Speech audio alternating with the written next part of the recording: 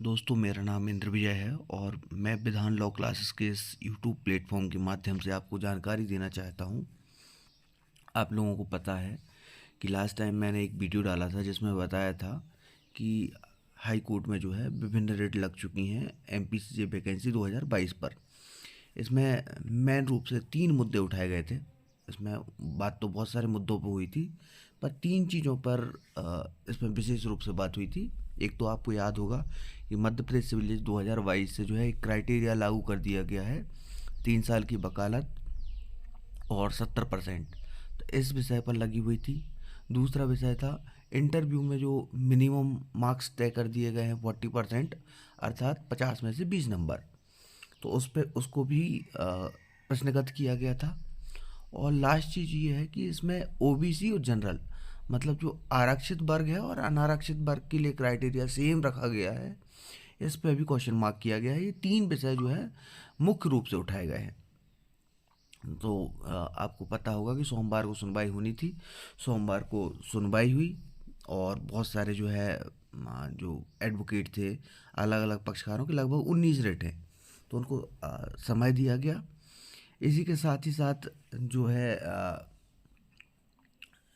पूरे एडवोकेट जो है सोमवार को कंप्लीट नहीं हो पाए थे, अपना पक्ष नहीं रख पाए थे, तो मंगलवार को भी समय दिया गया। और उनमें से कुछ जो एडवोकेट हैं वो सुप्रीम कोर्ट में व्यस्त थे अपने मामलों में, प्रोसीडिंग्स में, तो उनके लिए जो है समय देने की रिक्वायरमेंट थी। उन्होंने ये बोला कि हमें समय दिया जाए अलग से, तो उस पर भी विचार किया गया और उनको जो है नेक्स्ट सोमवार जो है उसका समय दिया गया है, डेट लगा दी गई है नेक्स्ट सोमवार की।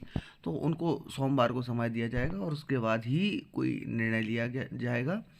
इसी के साथ एक चीज़ और मैं बता देना चाहता हूँ महत्वपूर्ण, कि इस बार की जो सुनवाई है उसमें सबसे महत्वपूर्ण बिंदु क्या रहा या सबसे महत्वपूर्ण पॉइंट क्या रहा, इस चीज़ को मैं बताना चाहूँगा यहाँ।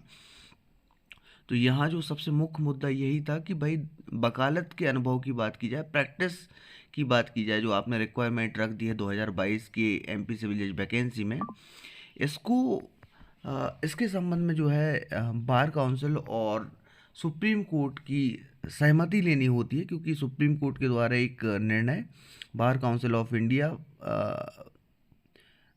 वर्सेस भारत संघ के मामले में जो है ये बोल दिया गया था कि यदि आप प्रैक्टिस लागू करते हैं तो प्रैक्टिस लागू करने के पहले, मतलब प्रैक्टिस की रिक्वायरमेंट रखने के पहले जो है सुप्रीम कोर्ट और बार काउंसिल ऑफ इंडिया की सहमति लिया जाना जरूरी है। और एमपी हाई कोर्ट के द्वारा सहमति नहीं ली गई है।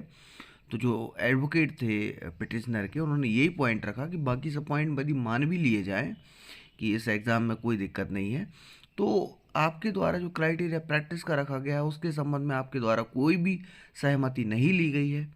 और जब आपके द्वारा सहमति नहीं ली गई है तो ये तो सुप्रीम कोर्ट के ऑर्डर का वायलेशन है। इस चीज़ को डिसाइड किया जाना आवश्यक है।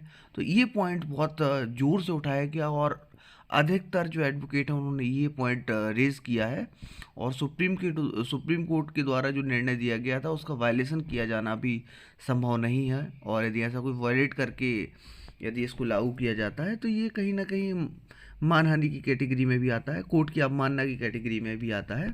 तो देखिएगा कि अब क्या होता है और हाई कोर्ट क्या डिसीजन लेता है। चलिए, ऐसी और जानकारी के लिए जुड़े रहिए विधान लॉ क्लासेस से, और इस वीडियो को लाइक कीजिए, चैनल को सब्सक्राइब कीजिए और आगे की अपडेट के लिए जुड़े रहिएगा। Thank you.